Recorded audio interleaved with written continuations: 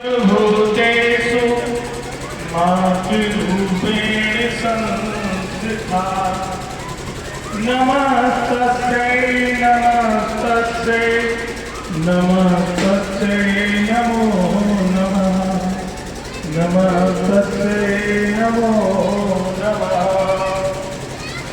मंगलम भगवान विष्णु मंगलम गरुड़ध्वज मंगलम पुण्डरीकाक्ष मंगलायतनो हरि।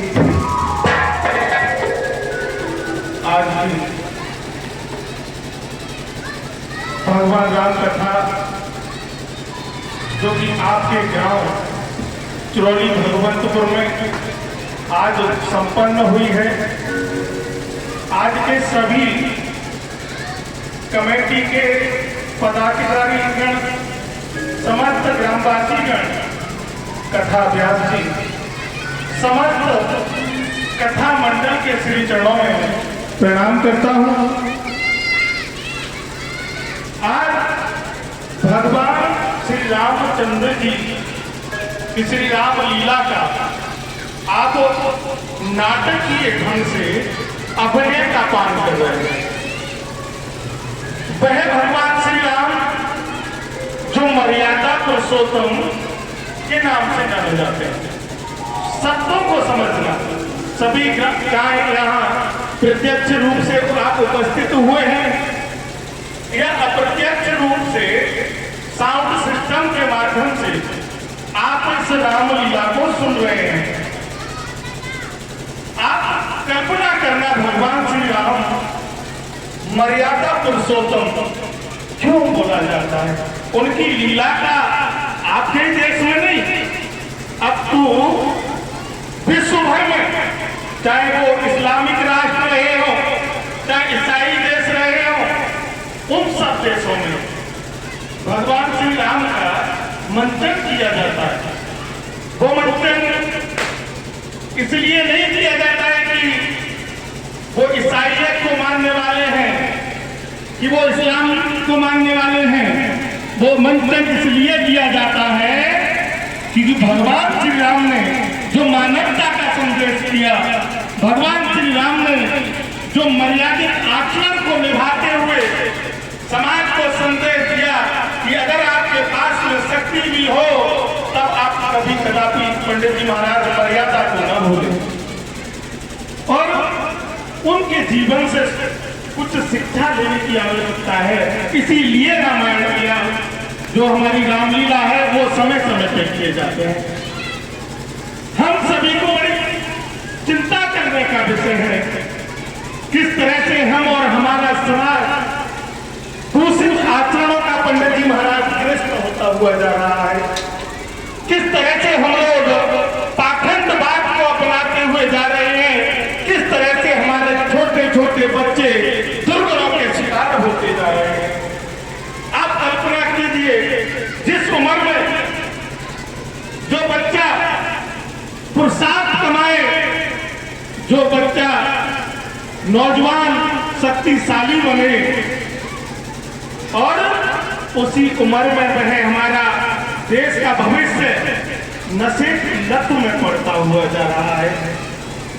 आप कल्पना करना, भगवान श्री राम के चरित्र के बारे में, लक्ष्मण जी के विषय में आप कल्पना करना, मां सीता जी के विषय में किस तरह का त्याग उन्होंने किया, किस तरह की हमें शिक्षाएं दी। भगत आप भरत जी के चरित्र को आप पढ़ना, अगर आप उनसे इस रामचरितमानस से अगर कोई शिक्षा नहीं ले पाते इस 11 दिन के रामायण या रामलीला में, तो मुझे लगता है कि इस रामलीला का कराने का कोई उद्देश्य नहीं होगा।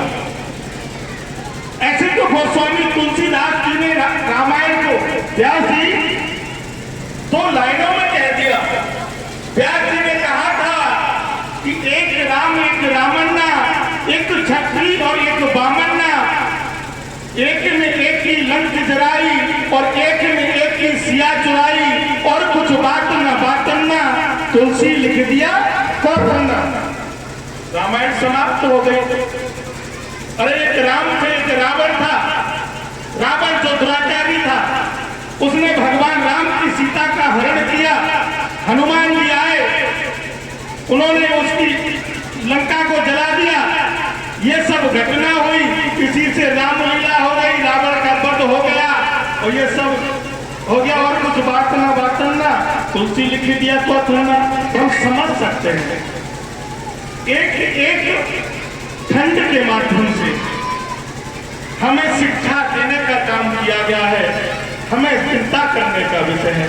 लेकिन समझना ये भी इधर वालों को भी, और हम मंच पर खड़े हैं, हमको भी चिंतनशील होना पड़ेगा, क्योंकि सुनाने से परिवर्तन नहीं आता, करने से परिवर्तन आता। अगर हम इधर वाले जो हैं, आजकल लोग समझाते इधर वालों को है, लेकिन व्यास जी मैं समझता हूं समझने की आवश्यकता इधर वालों को जाता है। क्यों जाता है? क्योंकि ये जो इधर वाले जो देखते हैं वही सीखते हैं, सुनने से ना परिवर्तन होता है।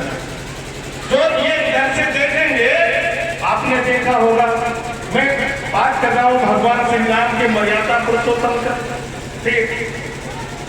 लेकिन जब इधर से मर्यादा का ह्रास होगा, जब इधर से मर्यादा खंडित होगी, तो उसमें क्या विचार जाएगा? ये बच्चे, ये जो छोटे छोटे नन्हे मुन्ने बच्चे हैं, इनमें समझ तो है नहीं। क्या समझना है, क्या सीखना है, जो देख रहे हैं वो करेंगे। इधर देखेंगे माँ सीता जो बनी हुई है, इधर वो देखेंगे कि माँ सीता जो बनी है वो साइड में खड़े होकर के गुटखा तंबाकू खा रही है, तो क्या सोचेंगे वो कि जब सीता जी गुटखा खा रही है, बीड़ी पी रही, तो हम क्यों ना पिए। इधर वो देखेंगे किस तरह से नैन मटका, किस तरह से ये हरकतें कर रहे हैं, अरे जब ये कर रहे हैं तो हम क्यों ना करेंगे। मतलब एक एक चीज को विचार करने का विषय है। आप 11 दिन तक राम की लीला का पाठ करेंगे, मैं समझता हूँ आप सभी जो पाठ इधर से अभिनय किए जाएंगे, आप सभी उस चीज को सही रूप में समझेंगे, विचार करेंगे। कभी कभी एक चीज और बता देता हूँ आपको हंसाने के लिए, यहाँ से जो जोकर होते हैं वो कुछ इस तरह की चीजें करते हैं। मैं ज्यादा गहराई से नहीं बताऊंगा, लेकिन हर बात के दो मायने होते हैं। वो जो आप कह रहे हैं, जिसकी जैसी सोच होती है वो वैसा समझ जाता है, लेकिन प्रयास हम सबके माध्यम से यही होना चाहिए कि सही इधर से किया जाए, तभी उधर का सही होगा। तो एक तो बात ये हो गई। दूसरी बात, आज समाज में तरह तरह की चीजें चल रही हैं, तरह तरह के धर्म के कार्यक्रम हो रहे हैं, जगह जगह जागरण हो रहे हैं, जगह जगह रामलीला हो रही है, रासलीलाएं हो रही हैं, लेकिन जी परिवर्तन क्यों नहीं आ रहा? समाज गलत रास्ते पर क्यों जा रहा है? तो उसका एकमात्र कारण यही है कि हम इधर को समझा रहे हैं, हम नहीं समझ पा रहे हैं, और हम कर कुछ रहे हैं, मंच के पंच बने हुए हैं,